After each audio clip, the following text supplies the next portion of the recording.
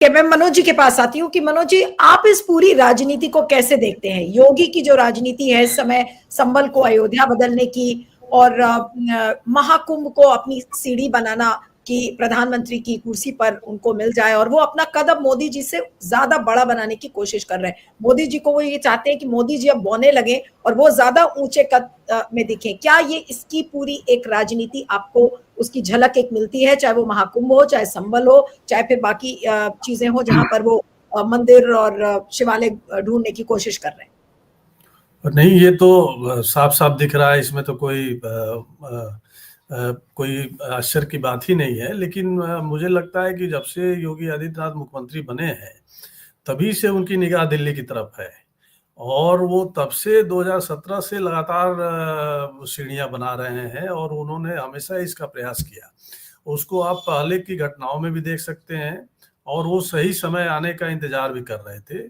आप देखिए कि इसके पहले जो 19 का कुंभ हुआ था, उसको भी उन्होंने काफी उसको प्रचार प्रसार और अपने सियासी इस्तेमाल में उन्होंने कोई कोर कसर नहीं छोड़ी थी।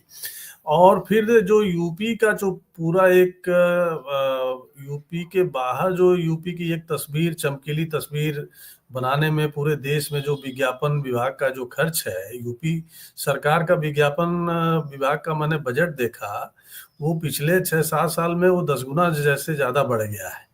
तो उसका इस्तेमाल, जैसे कि गुजरात की कभी एक जब मोदी वहाँ पे मुख्यमंत्री थे तो उन्होंने गुजरात के विकास की चमकीली तस्वीर पूरे भारत में स्थापित करने की कोशिश की थी। उसी तरह से आप देखेंगे कि 2017 के बाद से लगातार इसको योगी करते रहे, और हमेशा बाहर उत्तर प्रदेश के बाहर जो है वो, और जो लोग उत्तर प्रदेश के बाहर आते हैं वो लोग जब यूपी के बारे में बात करते हैं, जब हम लोग से बात होती है, तो वो जो जिस तरह से तस्वीर बताते हैं उस विज्ञापनों के जरिए, जो उनके मस्तिष्क में वो तस्वीर बैठी है, तो कहते हैं कि वहाँ लाइन एंड ऑर्डर बहुत अच्छा हो गया है, बहुत विकास हो रहा है, और सब कुछ जैसा राम राज्य जैसा आ गया है। लेकिन जो हम लोग जो यूपी में रहते हैं उनको पता है कि कानून व्यवस्था अभी भी बहुत खराब है, और लगातार अपराध हो रहे हैं, और उस अपराधों पर अंकुश नहीं है। उसको ढकने के लिए कुछ टारगेटेड पुलिस जो है वो किलिंग करती है, और उसको मुठभेड़ का नाम देती है। तो लेकिन ये बाहर, यूपी के बाहर उसका बहुत प्रचार है, और वो इसी उद्देश्य से है कि वो दिल्ली का रास्ता हमको तय करना है। तो उनकी निगाह, मैं ये कह रहा हूँ कि 2017 से ही थी, और वो धीरे धीरे उस कदम की तरफ बढ़ रहे थे। और ये इस बार का जो कुंभ का जो उनके अवसर आया है, जिसको कमल कृष्ण राय जी बता ही रहे थे कि अब उसका बजट 7,500 करोड़ के आसपास है, 8,000 बसें चलाई जा रही हैं, 3,000 स्पेशल ट्रेन है, 300 उड़ाने हैं। अब उसका जो एरिया है, कुंभ का एरिया, वो इतना बढ़ा दिया गया है। फिर पूरे इसकी एक ग्लोबल ब्रांडिंग की पूरी योजना 1 साल 1.5 साल पहले से तैयार हो रही थी, और उसका इसीलिए आपने देखा होगा कि मीडिया के लिए स्टोरी भी दे दी गई है।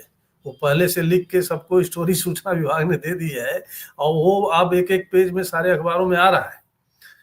तो वो सब कि उसकी ऐतिहासिकता के बारे में, और उसके, और इसको उन्होंने एक चीज से और जोड़ा है जो बाद में उनको लगा था, खासकर 2020-21 के बाद उनको लगा कि केवल एक हिंदुत्व की ब्रांडिंग से काम नहीं चलेगा। अगर दिल्ली की हुकूमत में जाना है, उसके नेतृत्व के होड़ में अपने को सबसे आगे रखना है, तो फिर उन्होंने उस जो औद्योगिक विकास है उसकी ब्रांडिंग शुरू की। और फिर आप देखेंगे कि जैसे महाकुंभ की इस समय ब्रांडिंग हो रही है, उसी तरफ से ग्लोबल इन्वेस्टर की ब्रांडिंग शुरू हुई 2-3 वर्षों में, और हर साल वो ग्राउंड सेरेमनी और ये सब बहुत लंबा चौड़ा उसका विज्ञापन हो रहा है। तो वो ये दिखाने की ये कोशिश थी कि यहाँ औद्योगिक विकास भी बहुत ज्यादा हो रहा है, क्योंकि इस मामले में तो यूपी पिछड़ा हुआ था। अब उसकी हकीकत है, वो जितना दावा किया जाता है वो जाहिर है कि सच्चाई उतनी नहीं है। लेकिन आप देखिए कि महाकुंभ को भी इस बार उससे जोड़ा गया है कि ये कहा जा रहा है कि इसमें इतना लाख करोड़ का पूरा एक इन्वेस्टमेंट है और उसका पूरा एक लोगों को, अर्थव्यवस्था को फायदा होगा, महाकुंभ को इस तरह से ब्रांड किया जा रहा है।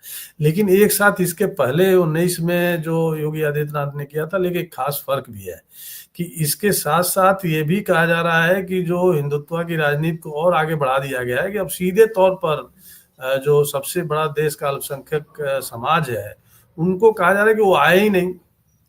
और आज कल उन्होंने कहा कि ये कहा कि आ सकते हैं लेकिन इस नियत से नहीं आएंगे, कोई बदनीयत। अब इसको कौन डिसाइड करेगा कि किस नियत से कौन आएगा क्या नहीं आएगा। तो इसकी भी एक तरफ से ये जो सांप्रदायिक वक्तव्य है, भाषण है, ध्रुवीकरण की बात है, विभाजन की बात है, वो भी उतना ही तीखा है, उतना ही बड़ा है। जो एक शायद इस बार का स्लोगन महाकुंभ का दिया गया है कि बड़ा है तो बेहतर है, तो वो यही है कि यही बड़ा है, बड़ा इसका ब्रांडिंग है और बड़ा इस देश में मुसलमानों को और अपमानित करने का, उनको गाली देने का भी ये महाकुंभ है। और इसके जरिए वो दिल्ली की सत्ता में कि मोदी जी ने तो एक गुजरात किया था, हम तो हर जिले को गुजरात बना देंगे, वो संभल में बन रहा है। तो ये उसी का एक, क्योंकि अब लग रहा है कि अब मोदी जी अब उम्र के हिसाब से भी और फिर जिस तरह से 24 में हार हुई उसके वजह से भी अब उनका सही समय है कि अब अपने को सब प्रस्तुत कर दिया जाए। तो ये महाकुंभ उसी की ब्रांडिंग है योगी की। और वो अब इस मामले में जो पहले थोड़ा सा ढके छिपे रूप से वो करते थे, लेकिन अब वो बहुत खुले तौर पर कर रहा है। लेकिन एक चीज जो कमल कृष्ण राय जी ने भी कही कि शायद मुझे लगता है कि आरएसएस से टकराव नहीं है योगी का, और इस मामले में वो भले भागवत जी का जो भी बयान है उसको हम लोग एक अंतर विरोध के रूप में देखें, लेकिन ये देखिए कि ये जो योगी की राजनीति में एक नया टर्न आया, क्योंकि जो 2024 के लोकसभा चुनाव परिणाम के बाद एक तरह से धराशायी थे लोग, ये 1.5 महीने तक कुछ बोल नहीं पा रहे थे। जब रिजल्ट आया तो चाहे योगी आदित्यनाथ हो चाहे मोदी हो, तो वो लोग बोल नहीं पा रहे थे। लेकिन फिर गोरखपुर में मोहन भागवत आए थे, उनसे मुलाकात की बातें हुई, लेकिन योगी की भेंट नहीं हो पाई। लेकिन फिर पश्चिम के किसी शायद मथुरा में मोहन भागवत आए थे और उसके बाद योगी की भेंट हुई है। और उसी के बाद से आप देखिए कि संभल और तमाम चीजें, बहराइच शुरू हो गई है। और उसके बाद जो एक हताशा के स्थिति में थे, क्योंकि उसी यूपी से तो हार हुई है ना। हाँ, बिल्कुल। तो उसके लिए तो केवल मोदी जिम्मेदार नहीं है। आप जिस यूपी को पूरा ब्रांडिंग करके पेश कर रहे थे कि हमारा राजनीतिक प्रभुत्व है और सब है, वहीं पर आपकी सबसे ज्यादा बुरी हार हुई। और अगर भारत की संसद में आप पीछे रह गए तो उसका वजह यूपी था। तो वो जो हताशा निराशा थी उसको उन्होंने एकाएक छोड़ दिया और नए तेवर में फिर से वो आ गए उस मुलाकात के बाद, और अपने को जिस तरह से इस समय प्रस्तुत कर रहे हैं और बिना बेझिझक, उनको लग रहा है कि अब वो गद्दी है हमारे पास बस पहुंचने वाली है। तो हर तरह की लड़ाई वड़ाई भी वो लेने को तैयार है। अभी जो अपना दल से जो चल रहा है उसको भी इसी परिप्रेक्ष्य में देखा जाना चाहिए कि ये सब चीजें बढ़ेंगी और वो अब खुलकर मतलब इस लड़ाई को भी अगर आमने सामना होता है तो लड़ने को तैयार है।